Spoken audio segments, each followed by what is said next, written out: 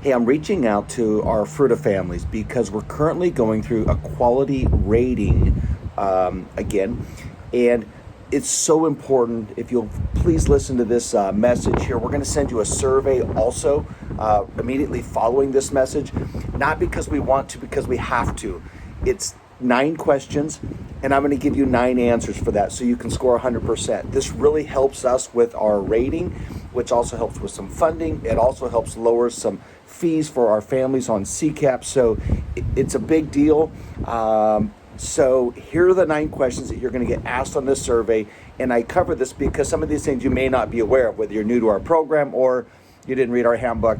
I get it. Let me give you the answers to these questions so that you can score 100%. Think of these as footnotes, how many of you and I got through college. All right, here we go. Number 1, does your child's program offer opportunities to get to know other enrolled families and work together for the benefit of the children?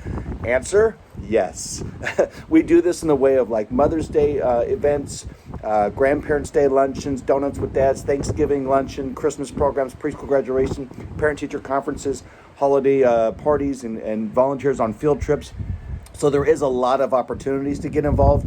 With COVID, you haven't seen much of that lately, but we do offer that. So number 1, yes. Does your child's program offer a meeting to discuss what to expect when your child will be moving up to the new classroom or a new program or off to kindergarten? So we are always working hard to make sure we communicate when a child moves from one classroom to the other, maybe from toddler 1 to toddler 2 or toddler 2 to early preschool. So I feel like we do a good job on this one. I believe number 2 should be a yes also. And again, we work with the staff to make sure that your child is developmentally ready, socially, emotionally ready for that transition. But we do work hard to communicate that with you. And most of the time our parents are like, yeah, great, let's go. Other times we do like to sit down and have a meeting. Maybe they have more questions for us. So yes on number 2, and you get that one right as well. Number 3, does your child's program ask you to complete a program evaluation and give feedback at least once a year? We have had this, and we're going to kick this out here in a couple weeks. I'm going to make sure we get this survey back for Colorado Shines for the rating. I don't want to hit you with too many right now, but yes, we are going to send out our program evaluation, and then we're going to give you feedback. So number 3, yes, we're going to make sure we get that done. Number 4, does your child's program offer you at least 2 parent-teacher conferences per year? Yes, we've always done that. We do it right around Thanksgiving, and then again in March. Again, with COVID, it's been tough. We are doing portfolios also for your children that we'll be covering with you. So these are probably going to be phone call conferences this year. And just look for those signups there. But we always have our staff do parent-teacher conferences.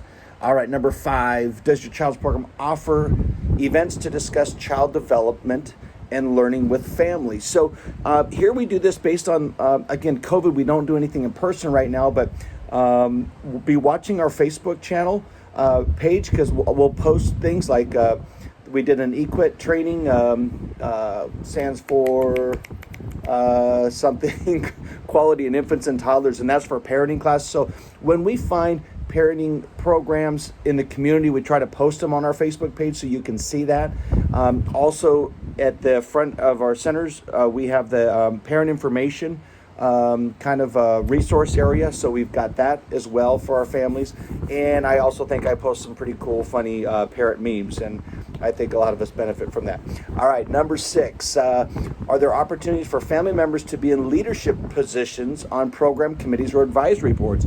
So yes, actually, of course, we do have some events, and we ask for some volunteers, but we do have an advisory board. It's made up of a small group, a couple of households from previous parents and educators, and a couple in-house. So we usually meet once or twice a year. It's usually over a glass of wine, and just talk about the direction of Discovery Kids and Ideas. So if you're interested in being a part of our advisory board, feel free to reach out. Is there training provided for members that choose to participate? I don't think I have to teach anybody how to drink wine, but we can, yes, we make sure that those families, we don't have to train our parents on how to participate. There's just a lot of good ideas that are tossing around. All right, here we go. Last question. Does your child's program provide classes to support your parenting skills and help to set goals as a parent. So on our resource area, there is some parenting classes in there. Again, when those classes are available, we try to put them on our Facebook page.